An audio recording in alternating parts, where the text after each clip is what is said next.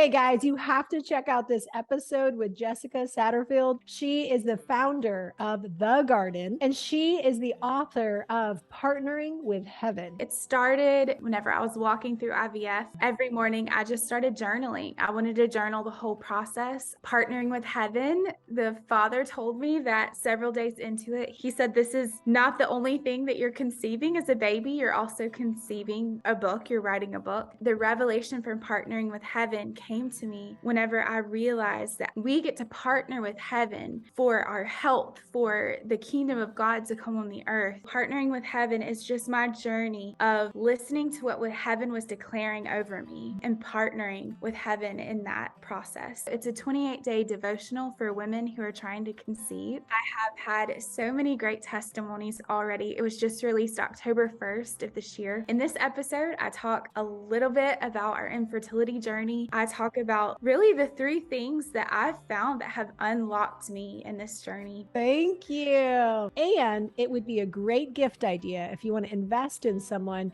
who maybe is needing to stand their ground, declare, and partner with that miracle they've been waiting for in their life, and or gift it to yourself. Love you guys, and stay tuned for the episode. Welcome to Unlock You with Dr. Shannan Crawford. And as many of you know, it's through our own personal life experience that we gain the greatest pain, but also the greatest insight into resilience and finding out how strong we truly are. I am honored to be with Jessica Satterfield. She is the founder of The Garden, and we're going to unpack what that is and how you can get involved if you've ever walked through a period of grief, infertility, or the loss of a precious child or something in your life that has broken your heart, because we are a community that we want to invest in you. And Jessica bravely shares her story, and we are so excited to have you as our guest today. Thank you so much for having me. I'm so excited to be here. Oh, you're welcome. It's my privilege. And in her bio, it's so sweet. She's eloquent and an author, published author. Jessica has been wrecked by the love of a heavenly Father. She has known the intimacy of Papa God in the midst of heartbreak, of abuse, infertility, and child loss, because she knows him in the fellowship of his sufferings. She also knows him in the power of his resurrection. And we're going to talk about post-traumatic growth. She writes on her popular blog, Grace While We Wait, and is the author of Partnering with Heaven, her first of many books to come. She is the founder of a ministry called The Garden that connects women on the broken road to motherhood to the healer. She is a co-host with a few of her friends on a YouTube show and podcast called Grace and Truth, where they connect real women to wholehearted life in God. Wife to her life crush, Brandon, and mama to 5, one who now lives with Jesus. Through the miracle of adoption and the miracle in her womb, her days aren't busy, but rather full and very, very wonderful. Thank you, Jessica, for being our guest today. I'm so excited to be here. So we were both speaking for a conference called Moms in the Making, which I think is a beautiful complement for The Garden, that both are strategically creating community and support for women dealing with either infertility or miscarriage or just that hard-weighted promise fulfillment process. So it was a privilege getting to hear you speak. And to be completely honest and candid, I looked at you and I was like, I don't know that this girl has ever gone through anything. You're just the prettiest, sweetest, loveliest person ever. And then when you bravely and candidly started sharing your story, I knew we had to have you as a guest in our community for us to just hear your story and what has helped you rebuild even better than before the heartache has happened. Yes. Yeah, definitely. Mm-hmm. It has been lots of hard throughout this story. Yeah. Yeah.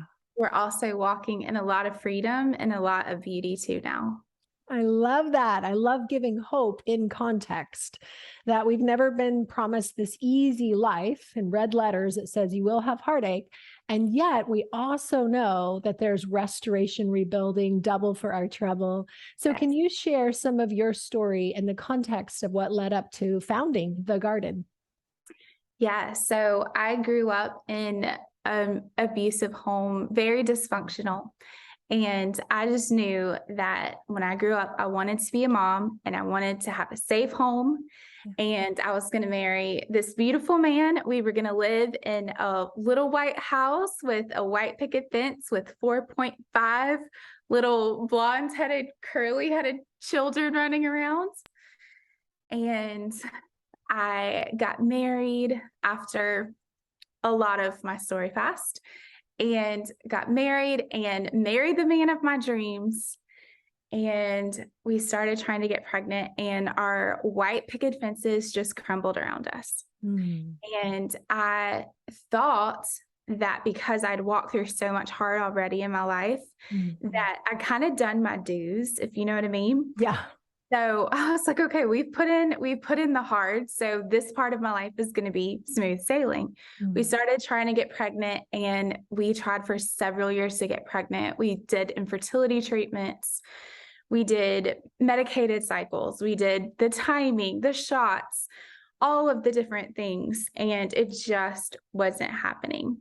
And so, to make a very long story short, I was desperate for community.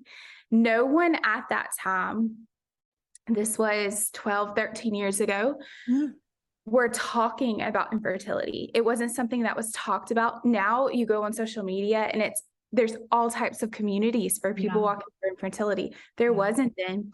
And I was desperate for community. And so I honestly started something that I really needed. And so the garden was born in my living room, and I had 22 girls the first night. And over the years, it just grew out of my living room. And we, throughout the years, it's just grown. And we really just like to welcome in women whose heart are just desperate. And it can be through different stories of infertility, infant loss, miscarriage, adoption, foster care. We've invited in women who have had abortions previously and are walking through that recovery as well. So, I am the president and founder, and we have an amazing executive director who's hands on the ground, feet on the ground now running that ministry. And it's just been such a privilege just to watch it start in my living room and grow throughout the years. That's beautiful. Oh my goodness. I love it. So in some of your lowest moments, what was that like for you? Because I think a lot of people, whether it's ourselves and our own story or one of our loved ones, and if you're listening right now and you know someone who's walked through infertility or child loss or some area of disappointment and pain, even a situation where there's a separation or foster care, we would love for you to send this to them so that more people can be encouraged. But would you bring us into your story? Yeah. So after the 4 years of infertility, we ended up just feeling a release from the infertility stuff. It has just been so hard on my body. And we stepped into adoption. And so we actually really struggled. I struggled more so than my husband, just stepping into that. And the night that I said yes to adoption, a man handed us a check for $10,000 and said, "This is a check for your adoption." Wow. And he had no idea that me and Brandon had been talking about it and that I was kind of on the fence. And the reason being is because I was like, there's no way we have finances for this. Wow. And it was like, God gave us a check that very night. That does not happen to people. You don't have a random check for $10,000 given to you. And so we started the adoption process with our now oldest, Selah. She's about to turn 9 in December. Wow. And what's beautiful about her story is from the moment that we started adoption paperwork until the moment we brought her home was exactly 9 months, which is it's really fast in the adoption world. She was just a promise fulfilled for us and just still lights up our life. She's amazing, Selah. And then several months, she was 9 months old. Her birth mother called us. We had a very open adoption. Her birth mother called us when she was 9 months old and said she was pregnant again and asked us to take the baby. And several months later, Micah, our now middle child was born and came home with us. Oh, They are exactly siblings. 16 months apart. And then several years passed from Micah coming home, and their half biological brother, Zion, was put in foster care. And so my sister had been a foster mom for several years, and we had really walked out this adoption foster care journey together. And so we weren't licensed to be foster care parents at the moment. However, they were, and we wanted the siblings to be together. And so did birth mom wanted the siblings to be together. And so my sister and brother-in-law fostered Zion for 2 months so we could get our license. We got our license, and then he came home to us, and we went from Mickey Mouse Clubhouse and diapers and Legos to Transformers and a 7-year-old boy. I mean, I had toddlers at the time, and it was just, we were thrown in the deep end to parenting. Wow. Yeah. And not only were we, parenting a 7-year-old, but we were parenting a child that come from tremendous trauma. Yeah. So it was definitely life-changing for us, life-changing for our children. But it was the sweetest and hardest several years. And Zion was adopted 2 years later. How many? 2 years later after that. It was November 18th is actually his adoption day. And his name was changed to Zion Satterfield. He was officially a Satterfield, and it was so important to him. And that was in 2019. Wow. And then in May of 2020, he passed away tragically. Oh. And it was as if our entire lives just crashed down around us. Yeah. And everything that we remotely saw for our future was just completely shattered. And we had walked through several failed adoptions, and this whole entire time I have been believing for healing in my body from infertility. So at that point I had been barren for 10 years, and it just felt like everything crashed down around us and we had no place to turn. But this is where I feel that I started to become unlocked, because as we were parenting Zion, I started noticing these things in myself throughout the years, through my childhood trauma. I was noticing things that Zion was triggering me, and I didn't realize why he was triggering me. Yeah. So Zion was in counseling. I got myself into counseling, and I call it the 3 C's because it's something, the 3 C's have radically changed my life. And it's counseling, community, and communion. And he had just passed away. Within the week, my whole family was in counseling. And we were just learning how to walk forward without him. It's so tragic when anybody passes away. Yeah. It just feels devastating when it's a child. Yeah, of course. And he was 10. He was so full of life. He had so many great things ahead of him, so many prophetic words over his life. It was hard. He had a hard life. We were walking through really hard things, but we were just devastated. And I think back to that summer and just how it was all I could do to get out of bed to parent the other 2. It was all I could do to, my community around me were telling me to drink Pedialyte. They were telling me to eat. They were, giving me things that you just normally do.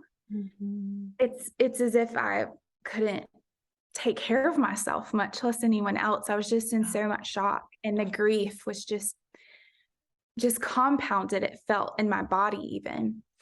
And so my husband and I just decided, our pastor actually looked at us the day he passed away, and he said to us, most marriages that lose a child, they don't make it. Mm-hmm. I think it's 80% of marriages who lose a child. Yeah. They don't make it. And he looked at us and he said, you have to choose one another every single day. Yeah. And we made it a priority. We chose each other every single day. We were very present with our children. We decided that the next year we weren't going to do any trips. We weren't going to be away from them. We always go on a trip every year, just us. Mm-hmm. And we felt like us being present for them was very important. Yeah. So it makes me think of, even right now, as you're listening, have you had a hard time taking care of yourself in a period of grief, whether in the past or maybe even in the present? Many times we don't realize we're in grief. There's a shock denial, a beautiful insulating factor that helps us just function and get through the day. And especially if you have family members or employees or things that you have responsibility, it's really easy to keep on autopilot and not even realize that you've entered into grief, and not even realize you're not taking care of yourself. And that may sound like, oh, woo-woo, self-help, but in reality, if you're not getting the appropriate protein and building blocks and getting the sleep and exercise, if you're just scrolling through social media or Netflix, you're literally going to create the perfect storm for depression. So grief does not have to turn into depression or complex grief. Grief is very valid, it's very real, and there is sorrow and loss and anger and adjustment and confusion, but it doesn't have to turn into depression. But many of the people I work with, there's a situation where we just kind of numb out and it's easier to avoid and not deal. And so we power through, we keep going, but picture it's like you have this little fracture, a hairline fracture in your leg, and you just keep putting more pressure. And so your inner world is holding and containing a lot for you. So by not getting nutritious meals and just eating fast food and junk food, be very careful. Your body will lean toward those high calorie, sugar, simple carbs, because it spikes your glycemic index and it temporarily makes us feel better and energetic, just like caffeine and other sources that we self-medicate with.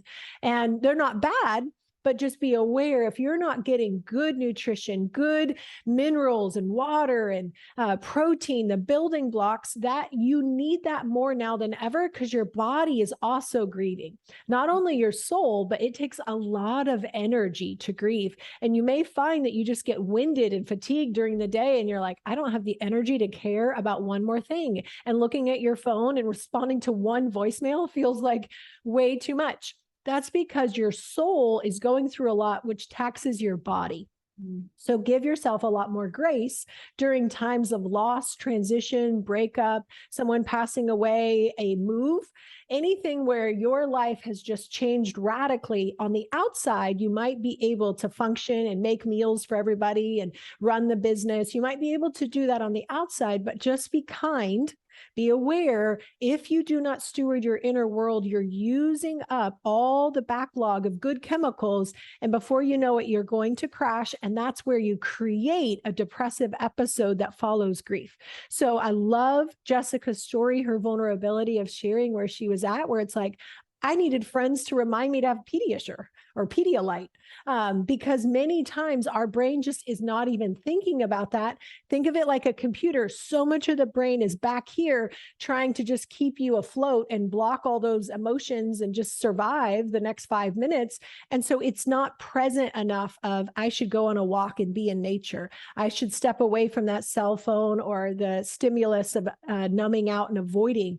But I really need to read a good book. I need to journal. I need to go to counseling. I need to be in healthy relationship and process. And obviously not all the time, but structuring in time that you can process. And also know you will sound like a broken record even to yourself. I want to affirm you that that's normal and it's actually an appropriate part of grief. Being able to repeat it over and over, it's not just like you're looping, it's actually saying it from different camera angles. Wow. So picture that you have an internal committee and there's different parts of you that are grieving, and each part of you will now review. And then you'll notice there's inner conflict around that, where it's like, well, but I shouldn't feel like that. It's almost like you have a thought and another thought interrupts. Instead of just seeing that abstractly, picture it like literal parts of self, just like the Trinity, that we have literal parts made in the image of God. And so the part of you that needs to grieve something, many times it'll get interrupted. My encouragement is to just go slow and separate both parts being valid, but not allowed to interrupt one another. Many of my clients will use different color pens to write out each side of their grief journey, and they'll write it out, giving permission for angry me to be angry and not discount it and say I shouldn't be, and sad me to write that out and not try to be positive and full of faith, and the ruminating me that wants to make sense of it. Any of those stages of grief, if we get stuck there, we stop progressing. The reason we get stuck is there's a part of us that defends and blocks your movement in natural organic grief process. One of the ways we do that is just numbing out, avoiding, not dealing. And if you notice that you're just really struggling to feel like yourself, you feel kind of numb or disconnected, you're around your loved ones, and yet it's just kind of not feeling right, something feels off, be aware that may be a sign that you have a defender protector response that's kind of insulating you from grief, but it will also keep you stagnant in the grief process. So I just wanted to underscore what Jessica is beautifully articulating on the story side, that we're giving that psychology side, that please, please be aware that your body is also going through grief, not just your soul. So we want to go to that counseling session with people you trust. And I love the part about intentionally protecting your relationships. Cultivate those. We want to isolate. We want to withdraw. We don't want anyone to talk to us or look at us. We want to crawl under the covers. I understand, and I have been there, but it's actually been in healthy relationship that I've seen growth spurts in the grief process. So Jessica, what did it look like, boots on the ground, to actually grieve well together with your partner? So good. Everything you said was so good. Thanks. Yeah. So we were surrounded by community that actually, because our life is pretty public, we had a community come in and kind of surround us to the point to where we didn't have just random people walking in our house bringing us meals. They would leave them on the front door. We also really had intentional time where we went to counseling, but we also had time where we were being discipled. So we had the part that, I guess you could call it, more pastoring. So we had counseling that was actually dealing with the trauma, where we were doing EMDR, we were doing splotna, we were working through things in our body, but then we actually had time where we were being discipled and we were being pastored through it as well. And we had, our pastors were very present in our life during that season. They still are today. And we just had a chance. I love what you were talking about, of seeing it from all sides, the grieving. We had a chance for us to do that in different areas and different angles. And we would just have different touch points in our day where Brandon and I would just look at each other and say, what are you processing? What are you sad about? What are you angry about? And sometimes he would say, I have been feeling numb today. And I would say, being numb is a feeling. And we would just validate, because there is something powerful about the both of us walking through the same thing that no one else in the entire world could comprehend. It felt as if Brandon was the only one there that day with me. And he was the only one who knew our son like I knew him. And so there's this sacredness around our relationship that I really feel was the grace of God that kept us turning to one another. And we had to choose it. We each had to choose to turn to one another. But I'm really proud and thankful and so honored that what the enemy meant for evil, to destroy us, to destroy our family, the Father really in our marriage has redeemed that place. And I can say that we're stronger now than we were 3 years ago. That's so good. And I could imagine people listening right now, and maybe that hasn't been your story. And maybe you've really struggled in being able to connect in community or with family or with your partner. And so we just also want to create space and honor that it can feel very alone to be in the same house with someone and yet feeling alone in the grief instead of being able to turn toward each other. Maybe you're trying, and the other person has not been able to do that. Or maybe they're trying to reach out to you and you just feel so numb and shut down that it's really hard to let someone be there for you. And I know that many times there's false responsibility, false guilt, shame, condemnation, that we have such a negative narrative that we don't deserve to let someone be there. So whether it's you or your partner, that can be something to start praying into, of feeling worthy to receive, of forgiving ourselves and forgiving the other person. Many times we can blame because we're in pain. And so the unconscious mind always wants to associate a protective response, right? So the brain will create scripts of, I'm in pain, who's to blame? How do I make sure I never go through that again? And that creates blame. So it creates a heuristic or a mental shortcut that the brain will go, I feel pain. You're the closest to me right now, person I live with. And so I'm going to associate you with that pain. And so I'm going to accidentally just kind of subtly pull away and create distance. They may be doing it to you. You may do it to them, or both. And so in that moment, anything that you can do to just be tender or soft or kind and not continuing to try to force that connection, but just creating room, creating space. And I love just these regular little check-ins like, hey, how's your heart? What are you feeling? Or actually, numb is a feeling, right? To just validate and honor one another's experience and continue to show up with consistency, warmth, and kindness, and doing your best not to take it personal, that the person may be shut down around you, even though you're doing everything you can to try to bid for connection. That may not always be reciprocated at first. Don't blame yourself, but just recognize, how can I continue to live as wholehearted as possible and continue to pray that the other person allows those walls to come down without trying to like force the walls down, because then it becomes a power struggle and they associate you with kind of crossing and impinging instead of being a safe harbor to process. And I would also recommend sitting in silence a lot. Many times when we're in pain or we feel like someone else is in pain, we try to rescue, we try to talk too much, we try to fill the gap, we get excited, they give us one word and we ask 12 questions and they're like, whoa, I have enough margin to answer one word right now. Don't like barrage me. In that moment, your heart is good, but on accident, you could overwhelm and then it kind of shuts down that process again.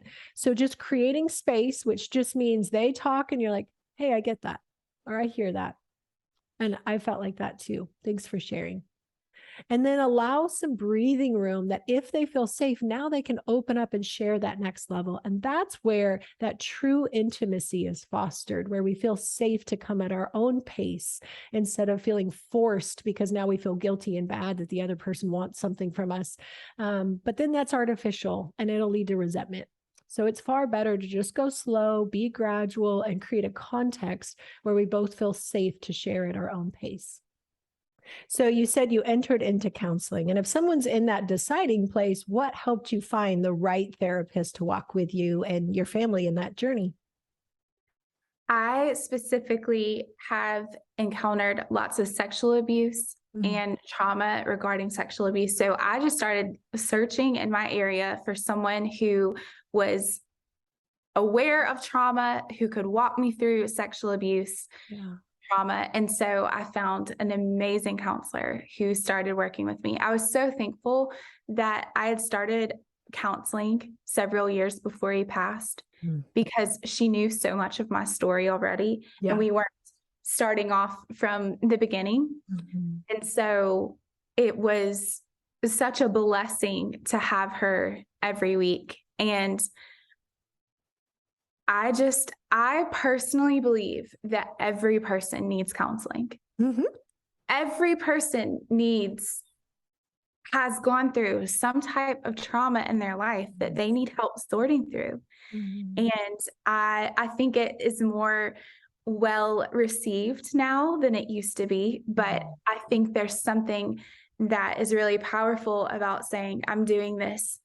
I think I told you this previously, but whenever I started counseling, I wanted to get healed and I wanted to get whole for my children. Mm-hmm. I did not want them to, I didn't want to pass down behaviors that they would have to be in a counselor's office later down the road. Granted, me and Brandon have a fund because we want our children to get counseling. Every person needs counseling. Yes. But as I started my counseling journey, I began to change my mindset from getting healthy and whole for my children to I want to get healthy and whole for myself. So good. And it was such an incredible investment that we made in my future, in my future, in my children's future, in my marriage, and the people who are friends with me, my family. Yes. And I just really, really love counseling. And I think that every single person should be in counseling. And for the record, I did not pay her No. for that positive recommendation for my field. That is really important. And I think there's so many times that we feel like we just have to get through it. We just have to muscle through, and life doesn't have to be that hard. And if you have a bad counseling experience, go to someone else until you find the right fit. Yes. Yeah. And I love that you already had good rapport. You had a foundation. You'd already been building and investing in that area so that when a storm happened and you really needed, you weren't at ground zero. So I think there's something to be said about the intentionality of setting up your life so that you've got some buoys, on either side, that when the storm comes, I'm not crashing into the rocks because I've already put some infrastructure around me, including the counseling, the church family, the marriage that you'd already been investing in. It sounds like financially, emotionally, spiritually, relationally, you'd already put some good things in place, which maybe the Holy Spirit had been prompting you and you didn't know that storm was going to come. So anyone listening right now, what are things you can do to start preventing and preparing that? Just like Florida having a storm, it's going to come. We're going to have storms in our life. So what can we do now with intentionality to prepare so that it buffers it and maybe it's not as devastating as it could have been?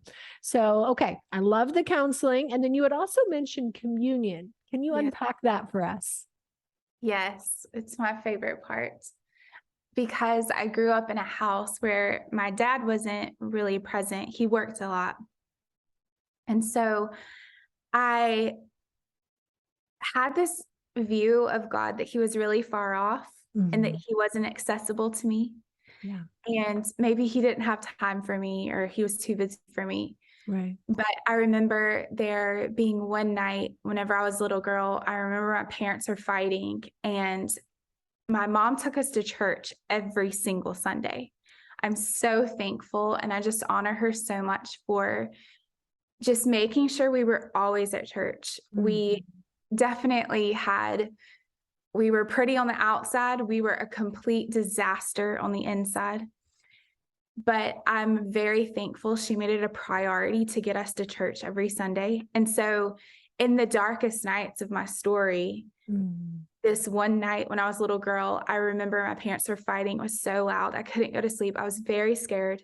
And I asked God if he would I remember asking him, do you see me? Can you just be with me? Because I'm really scared. Yeah. And it was in the middle of winter. It was in the middle of the night. And there was a little songbird that sat outside my window and chirped the entire night long. And I knew that night that God was real and God was with me. And I started developing this relationship with him that I realized that he wasn't far off, that he wasn't inaccessible to me, that he wasn't too busy for me, that he wasn't running other things so he couldn't pay any attention to me, but actually he was very intentional with me. And I started building this history with him throughout my years. Wow. Where he became a safe place for me. And you were talking about how to set up buoys in your life to where you can prepare for the storm. I think having communion with God, and when I say communion with God, what I mean is I don't have to be at church. I don't have to be reading my Bible, or I don't have to be praying.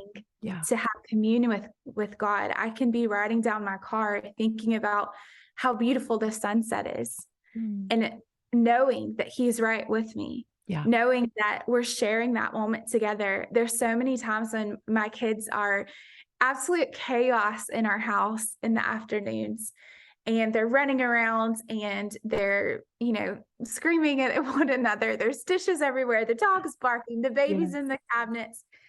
But I can stop in a moment, and just deep inside, I can just know that God's with me. And that he's sharing this moment with me. And so often, because of our story, I'll just say, thank you. Thank you for this moment. And it's not something that we have to make religious. I think that's what has been so beautiful about my story, is I thought that he was this God that I had to perform for, that I had to get him to love me. Because that's the only way that works for me in the past, was for me to work hard for other people's love, to earn their love by doing certain things. And I realized after so many years that he's not like that at all, and that he just loves me just because I'm me. And being his child is the favorite part of who I am. And building history with him all of these years, it's as if my roots just have gone really deep. And so whenever this storm of Zion passing away came, he was my safe place, because he had been my safe place over and over and over again.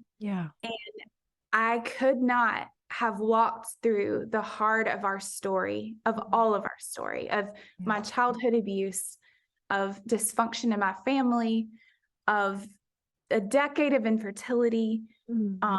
I've had 9 heart surgeries. I have a pacemaker, and I'm 35. All of the hard that we've walked through, and then losing Zion, I couldn't have done that without being connected to him, without knowing him, without having hope in his goodness. And I feel like that in and of itself is just life-changing. But when you add community and you add counseling to communion, it's like you have a full, I used to be in education, and we would talk about the whole child. It's as if the whole child of me is taken care of. And I'm processing, and I'm knowing the deeper places of Father God's heart when I'm looking at my counselor's face and she's helping me walk through things, whenever my community around me is pastoring me and they're loving me. And it's like I'm knowing more of who he is in all of those places too, as well as while I'm doing dishes in the kitchen by myself. Yes, I love it. That's so just good. feel like I wouldn't have made it. I know I wouldn't have made it. I wouldn't be here. There was a moment in my story in October of 2020. Zion passed away in May 2020. It was dark for me. And I wouldn't have said then that I was suicidal. I wouldn't have said I didn't think about hurting myself, but I was so without hope. I could not move forward. I did not see how I was going to move forward from it. And he's the one who picked me up out of the miry clay and set my feet on a solid rock. And he's the one who rescued me, who gave me hope, because he is hope himself. And I was able to walk with him hand in hand. And I felt so many times as if I was holding on for dear life, but actually he was holding on to me the whole time. And there's still so many places where we're believing him to redeem, because that's who he is. He redeems everything, every bad, ugly place of ruin and rumble. He redeems every bit of it. So there's still places where we're believing him to redeem, but we've walked with him through the fire and we know that he's good. And so for anyone who's listening and you don't have a grid for anything she just said, and it's like, okay, I'm kind of on board. I understand the community. I kind of understand the counseling part, but this communion with God may feel really foreign. Many of us culturally, we come from kind of a more of a religious context where it feels like you should, you must, you have to. And whether we realize it or not, it feels like God is Zeus or like the principal who's going to get you when you haven't done the right thing. And it's like, oh man, I haven't done the right thing for 10, 20 years. And so it feels like he's unavailable, he's distant, not very kind. Sometimes we don't even see him with a face. I just want to remind you that your soul is interpreting the spirit realm through your life experience. So she underscored it earlier by saying, my dad really wasn't very present. And it doesn't always have to be the dad. It could be anybody, but if there's a context of just seeing authority figures as kind of removed, or like the Muppets, right? That they're big and tall, and then I'm down here and it feels like wah, wah, wah, like this lack of connection. If you're wondering what she's talking about, one, it's not personal just for her. This is available for all of us. Absolutely. Two, we have internal constructs. They're called God image versus God construct. And it just means it's our natural unconscious way of projecting onto God our perception of reality based on our life experience. Wherever our soul steps in with a filter, I'm going to perceive God as distant, unavailable, brass ceiling. And it's like, I don't think he's got time for me. Look at the people starving in some other country. Who am I to think God has time for my silly request? All of those are actually just showing an unconscious belief that you constructed as a child. Again, it's called a heuristic, a mental shortcut that your brain goes, I'm not going to put myself out there for an intimacy because I'm afraid I'm going to be rejected or unwanted. It's not going to go well. There's going to be disappointment or disapproval, etc. And so in that place, you're actually in a reenactment. So you're recapitulating that same dynamic, projecting that onto God, and then it's a self-confirming bias. I believe that's what's going to happen. And so that's how I perceive and relate and interact, right? So you don't even pray, you don't even talk to him, you don't even try to darken the door of a church because it just feels like he's so distant, far away, and hard to please. Or, I'm perfect, perfect, perfect. And the moment that I'm not, it feels like, oh, dang, a car accident's going to come, something bad.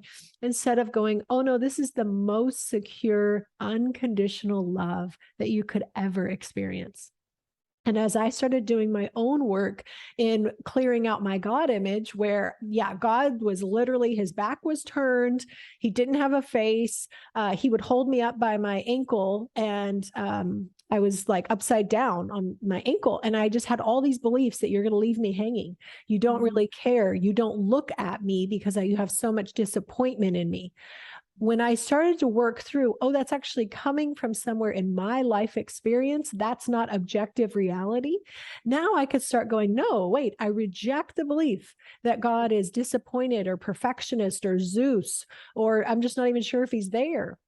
Remember, your family could be in your home and yet not engaged with you. And that, for the unconscious mind, still makes it feel like people can be there, but not present, right? And so it feels like God's not there, not listening. It feels like everybody else, like Jessica, has this fantastic connection with God that I don't understand what she just said. But if you start recognizing, it feels like God is distant. I reject the belief that God is distant. I reject the belief that she has some special connection that's not available to me. I welcome the reality and truth that God is unconditional love, that God is pursuing me, that God is for me and not against me. That there's a kindness of him coming in human form through Jesus to want to give me this delightful bear hug that I am important. Now, at first, that work was really hard because it's going against what feels true to remind yourself truth until truth starts to feel true. It's the same principle with any kind of toxic brainwashing. You just have to renew the mind to get back into truth. We've all been brainwashed into believing abandonment, fear, rejection, performance-based acceptance. But by breathing in, resting in, leaning in day after day, going, I am God's favorite. without performance, without any expectation or demand. If I never go to church, if I never do anything, God pursues me. God is for me. And over time, you may notice that your inner world starts to open up because your soul is stepping back, no longer creating that filter. And now your spirit man can come forward. And now you can feel the presence of God. You look at that sunset and you're like, oh, whoa, that's beautiful. That you see your child's face and their little giggly, dimply cuteness. And you're like, oh my gosh, I can't. Thank you, Lord, for beauty. Thank you for connection. Thank you for love. Thank you for this moment of just getting to be at rest. That's those moments that your spirit man is leading. And then our soul takes over and it feels like God is gone away, but then once you go, wait a second, soul, step back, spirit man, come lead again. You'll feel God's presence, who is Tigger and not Zeus. He is for you and not against you. And everything she has said is 1,000,000,000,000,000,000% available to you. And it's not just this adorable, blonde, pretty girl with this great life. This could be your story. You just need some keys to get unlocked so you can experience that community, counseling, and communion in your own life. Jessica, do you have any last words that you would share with our community? I think those are the three things that I know has unlocked my heart. Yeah. And I know that they can unlock others too. Absolutely. I agree. Well, thank you so much. How do people connect with you, with the garden, and with your book, Partnering with Heaven? Okay, so I have my website is www.gracewhilewewait.com. You might want to say it slower, gracewhilewewait.com. Yes. Great. You can contact me through my website. My book is also available for purchase through my website, or you can find it on Amazon, Partnering with Heaven. I'm on Facebook and Instagram and TikTok as Grace While We Wait. Perfect. So you can find me there. You can contact the garden. It's www.thegardengroup.org and get connected that way. They're also the garden group on Facebook and Instagram as well. Love it. Thank you so much. And I know she's got to rush to go pick up some kiddos, so we'll let you go for now, but we would love to have you back. This has been a privilege. Thank you so much for having me. I've enjoyed it so much. Thanks. Bye, guys. And we pray that you are investing into counseling, community, and communion, maybe stepping out in some new areas there as well, and preparing for the storm. Life is going to happen, so let's prepare now so that we are as buoyed and cushioned as possible. We're so glad that you're a part of this community, and we continue to love hearing your feedback, continue to reach out, and we would love to tailor episodes and future conferences and groups according to your needs. Love you guys. Bye.